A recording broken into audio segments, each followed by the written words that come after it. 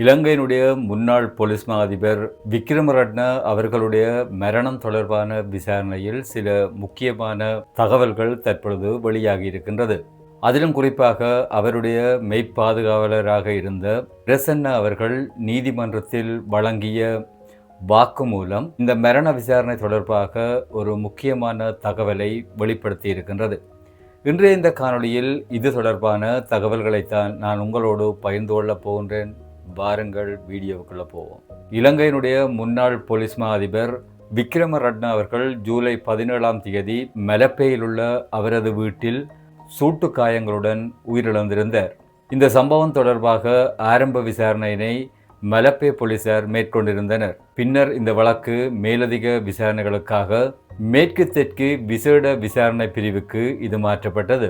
தற்பொழுது கடுவலை பிரதேசத்தில் உள்ள நீதிவான் நீதிமன்றில் இந்த வழக்கு விசாரணை நடைபெற்றுக் கொண்டிருக்கின்றது. இந்த வழக்கின் ஒரு முக்கியமான சாட்சியாக ஐஜியினுடைய பாதுகாவலராக இருந்த பிரசன்னா அவர்கள் இந்த நீதிமன்றத்தில் வழங்கிய வாக்குமூலம் இன்று மிகவும் ஒரு பேசு பொருளாக மாறியிருக்கின்றது. பிரசன்னா அவர்கள் கிட்டத்தட்ட 16 ஆண்டு காலமாக முன்னாள் ஐஜி அவர்களுக்கு பாதுகாப்பு உத்தியோகத்தராக கடமையாற்றியிருக்கின்றார். இதனால் இவர் வழங்கப்பட்ட இந்த வாக்குமூலம் மிகவும் முக்கியமானது அப்படி என்று சொல்லப்படுகின்றது. பிரசன்னா அவர்கள் நீதிமன்றத்தில் வழங்கிய வாக்குமூலத்தின் அடிப்படையில் தான் 16 ஆண்டு காலமாக அவருடன் பணியாற்றிய காலத்தில் ஒருபொழுதும் அவர் தன்னுடைய ஆயுதத்தினை கேட்டு பெறவில்லை அப்படி என்று சொல்லியிருக்கின்றார். ஆனால் சம்பவம் நடந்த அந்த நாளில் மட்டும் சில வித்தியாசமான நிகழ்வுகள் இடம்பெற்றதாக பிரசன்னா அவர்கள் நீதிமன்றத்தில் தெரிவித்திருந்தார். நீதிமன்றத்தில் சாட்சி வழங்கிய கூற்றின்படி முன்னாள் ஐஜியான விக்ரமரட்ன அவர்கள் உடற்பயிற்சி செய்வதற்கு தயாராக இருந்திருக்கின்றார். ஆனால் அவருக்கு பாதுகாப்பு உத்தியோகத்தராக இருந்த பிரசன்னா சில மாற்றங்களை உன்னிப்பாக கவனித்திருக்கின்றார். ஐஜி அவர்கள் பொதுவாக உடற்பயிற்சிக்கு செல்கின்ற பொழுது காலணிகளை அணிவது வழமையான ஒரு செயற்பாடாக வைத்திருந்திருக்கின்றார். ஆனால் அன்றைய தினம் அவர் உடற்பயிற்சிக்கான ஆடைகளை அணிந்த பொழுதும் காலணிகளை அணியவில்லை அப்படி என்று தனது சாட்சியில் பிரசன்னா அவர்கள் கூறியிருந்தார் நீதிமன்றத்தில். இதைவிட இன்னும் ஒரு தகவலினை அவர் தெரிவித்திருந்தார். வழமையாக ஐஜி அவர்கள் உடற்பயிற்சி செய்ய வெளியே செல்கின்ற பொழுது தன்னுடன் ஒரு தண்ணீர் போத்தலையும் வழமையாக எடுத்துச் செல்வது வழக்கமாக இருந்தது. ஆனால் அன்றைய தினம் அவர் அவ்வாறு எந்தவிதமான தண்ணி போத்தல்களையும் தன்னுடன் எடுத்துச் செல்லவில்லை அப்படி என்று அவர் தெரிவித்திருந்தார். இந்த சிறிய விஷயங்கள் கூட தற்பொழுது இந்த விசாரணையில் ஒரு முக்கியமான செய்தியாக பார்க்கப்படுகின்றது. பிரசன்ன தனது சாட்சியில் மேலும் சில முக்கியமான தகவல்களை வெளியிட்டிருக்கின்றார்.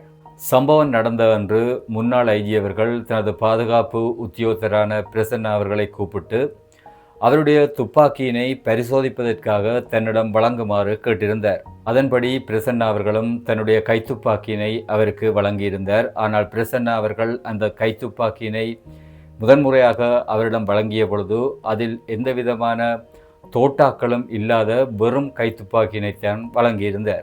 ஆரம்பத்தில் பிரசன்னா அவர்கள் தோட்டாக்கள் இல்லாத வெறும் கைத்துப்பாக்கியினை ஐஜி அவர்களுக்கு வழங்கிய பொழுதும் அவர் தோட்டாக்களையும் தரும்படி கேட்டதைத் தொடர்ந்து தோட்டாக்களால் மெகசின் நிரப்பப்பட்ட அந்த மெகசினையும் சாட்சி அவர்கள் முன்னாள் ஐஜி அவர்களுக்கு வழங்கியதாக நீதிமன்றத்தில் தெரிவித்திருந்தார். அதற்கு பிற்பாடு விக்ரமரட்ன அவர்கள் பிரசன்னாவினை பார்த்து தண்ணீர் போத்தலை எடுத்து வரும்படி கூறியதைத் தொடர்ந்து பிரசன்னா அவர்கள் தண்ணீர் போத்தலை எடுக்க சென்ற வேளையில் துப்பாக்கி சத்தம் கேட்டதாக அவர் நீதிமன்றத்தில் கூறியிருந்தார். மேலும் பிரசன்னா அவர்கள் நீதிமன்றத்தில் கூறிய கருத்துக்களின் அடிப்படையில் துப்பாக்கி சத்தத்தினை கேட்டு தான் முன்னாள் ஐஜி அவர்கள் இருந்த இடத்தை நோக்கி ஓடியதாகவும் அப்பொழுது அவர் துப்பாக்கிச் சூட்டுக்கு இலக்காகி கீழே சரிந்து விழுந்து கிடந்ததாகவும் தனது சாட்சியத்தில் தெரிவித்திருந்தார்.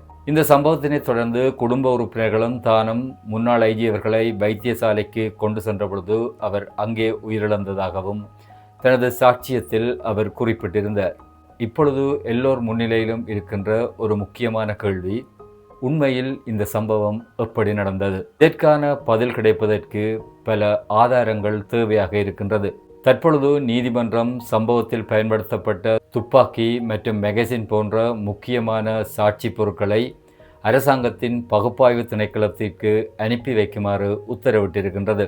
இந்த பரிசோதனை மூலம்தான் துப்பாக்கி எப்படி பிரயோகிக்கப்பட்டது, இந்த துப்பாக்கியில் காணப்படுகின்ற கைரேகைகள் என்ன என்பது தொடர்பான பல விவரங்களை பகுப்பாய்வு திணைக்களம்தான் எதிர்வரும் காலங்களில் நீதிமன்றத்திற்கு சமர்ப்பிக்க வேண்டிய நிலை தற்பொழுது ஏற்பட்டிருக்கின்றது. பகுப்பாய்வு திணைக்களம் எதிர்காலத்தில் வழங்கப் போகின்ற தகவல்களின் அடிப்படையில் தான் இந்த மரணம் தொடர்பான சில முடிச்சுகளை எதிர்காலத்தில் விடுவிக்க முடியும். இந்த வழக்கில் இன்னும் ஒரு முக்கியமான விஷயம் சொல்லப்படுகின்றது. இதுவரை விக்ரமரத்ன அவர்களுடைய போஸ்ட்மார்ட்டத்தினுடைய இறுதி அறிக்கை இதுவரை வெளியிடவில்லை அப்படி என்று சொல்லப்படுகின்றது. விக்ரமரத்ன அவர்களுடைய மரணம் தொடர்பான காரணம் மற்றும் அந்த சூழ்நிலை தொடர்பான விவரங்களை அறிந்து கொள்வதற்கு இந்த போஸ்ட்மார்ட்டம் அறிக்கை மிகவும் முக்கியமானதாக காணப்படுகின்றது. இந்த அறிக்கை எதிர்காலத்தில் வருகின்ற பொழுதுதான் இது தொடர்பாக மேலதிகமான தகவல்களையும் அறிந்து கொள்ள முடியும். அதுவரைக்கும் இந்த வழக்கு தொடர்பான அனைத்து விடயங்களும் நீதிமன்றத்தினுடைய விசாரணையின் கீழே காணப்பட போகின்றது. முன்னாள் ஐஜி விக்ரமரட்ன அவர்கள் ஒரு சாதாரண நபர் அல்ல. அவர் இலங்கையில் மிகவும் உயர்வான ஒரு பதவியினை வகித்த நபர். எனவே அவரது மரணம் தொடர்பான விசாரணையில் பாதுகாப்பு நடைமுறைகள், ஆயுத கட்டுப்பாடு, போலீஸ் அதிகாரிகளின் பொறுப்பு, தடய அறிவியல் நடைமுறைகள் என்பவை அதிகளவு கவனத்தை பெறப்போகின்றன. இந்த சம்பவம் தொடர்பாக பல்வேறுபட்ட தரப்பினரும் பல்வேறுபட்ட கருத்துக்களை பகிர்ந்து கொண்டிருக்கின்ற இந்த வேளையில் ஒரு சாரர் இன்னொரு மர்மமான கேள்வியினை கேட்கின்றார்கள்.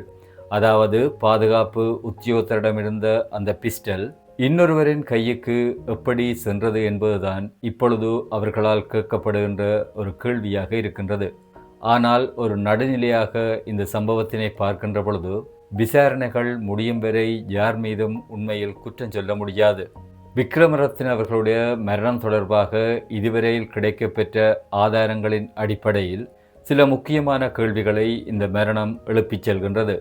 ஆனாலும் உண்மையினை தீர்மானிப்பது நீதிமன்றத்தில் சமர்ப்பிக்கப்படுகின்ற ஆதாரங்களும் தடய அறிவியல் தகவல்களும் மட்டும்தான். இந்த சம்பவம் தொடர்பாகவும் முன்னாள் ஐஜியினுடைய மெய்ப்பாதுகாவலர் வழங்கிய வாக்குமூலத்தினை பற்றியும் நீங்கள் என்ன நினைக்கின்றீர்கள் என்பதை கொமெண்ட்ஸில் பதிவிடுங்கள். மீண்டும் இவ்வாறான ஒரு காணொளியில் உங்களை சந்திக்கும் வரை உங்களிடமிருந்து விடைபெற்றுக் கொள்கின்றேன். நன்றி, வணக்கம்.